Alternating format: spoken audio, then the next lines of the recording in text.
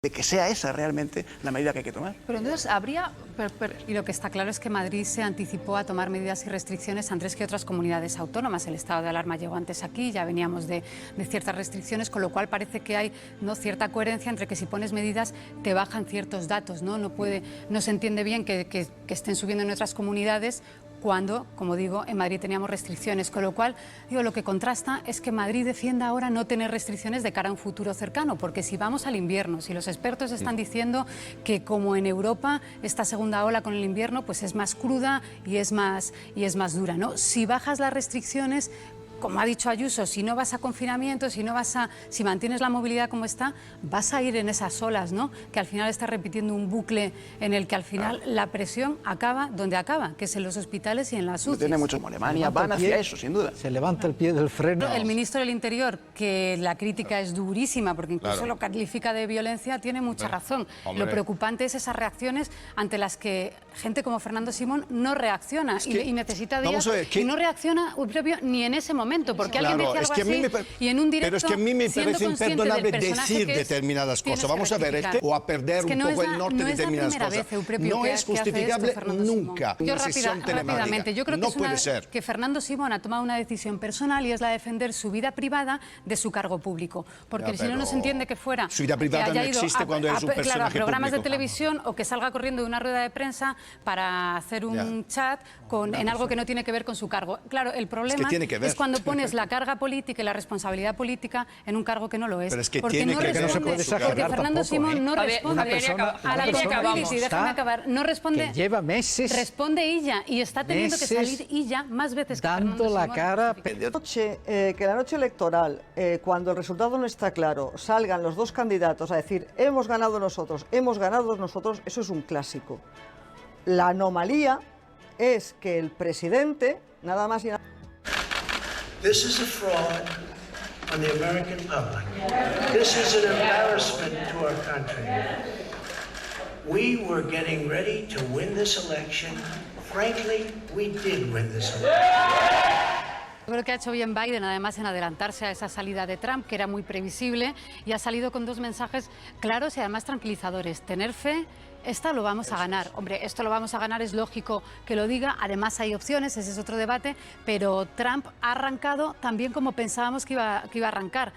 Eso es que vienen contra nosotros, es decir, ya está alentando a las movilizaciones, a la revuelta social, que nos van a robar, ¿no? al falso fraude electoral, y es el mensaje que ha trasladado. El cabreo, de hecho, de Trump, por decirlo así, ha hecho pensar que igual Biden tiene más posibilidades de las que pensábamos. Sí. Le quería preguntar, mirando las cifras que hay ahora, incluso le podría costar a Biden menos llegar a esos 270 que a Trump, precisamente por esos estados que decía Euprepio, en los que si consigue dar la vuelta a Wisconsin y a Michigan, llegaría antes que Trump, que está en 213. En cualquier caso, nadie se imaginaba que iba a estar tan ajustada, sobre todo en la última semana que se han venido calentando las encuestas, porque hace tiempo sí se hablaba de que podíamos estar en un escenario en el que ganaran por 1 o 2, entonces, bueno, pues sí se abre un escenario de conflicto, pero habrá que esperar. Y Trump, como decía, yo creo que ha salido de una manera tan agresiva porque las cifras no le dan el viento a favor, le cuadran para nada, llegar antes, para llegar más fácil que Biden a esos 270. Ahora, las encuestas... Es un fracaso, un apunte simplemente,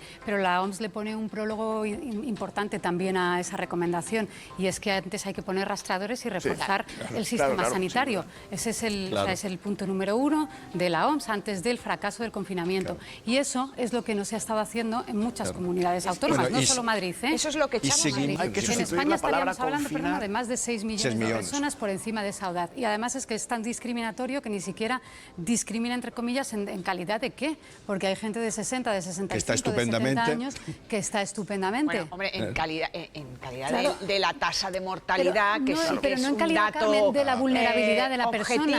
Pues, Carmen, como son más contagiosos los adolescentes, pero no lo sufren, encerremos a los adolescentes. Imagínate que diéramos la vuelta. Apoyo la moción. Yo creo que es la única manera. El confinamiento domiciliario es un fracaso. Pues si no somos capaces de proteger a los mayores de una manera que sea simplemente encerrarlos en casa, hombre, es un poco fracaso del sistema social y sanitario también. Lo que pasa es que... Largo, Pilar. No, lo que decía Ángel es muy interesante, que es verdad que como se mueven estos mercados de la droga por barrios de Madrid, la policía los intenta desmantelar lo más rápido posible, primero porque son mercados de la droga, pero también por el impacto que tienen el deterioro de estos barrios para todos los vecinos. Claro. Son barrios que normalmente pues son barrios que no son los mejor dotados de Madrid y encima en el que los vecinos tienen que soportar, pues eso, es que no es un narcopiso, estamos hablando de que es un mercado 24 horas, que hay niños, efectivamente, que Recursos Sociales, Asuntos Sociales se hace cargo, pero también los niños del barrio están jugando o están desarrollando y hay colegios y hay todo en el mismo sitio. Mira, a lo de antes, en China desde el principio había PCRs, las aplicaciones de tracking funcionaban a la perfección, de hecho incluso los agentes se personaban en domicilios donde había alguien, un ciudadano que se saltaba ese confinamiento. Y no están haciendo marketing político con la pandemia, ¿no? Que es lo que están haciendo muchos de nuestros políticos. Una sociedad tan organizada como la China ha tenido más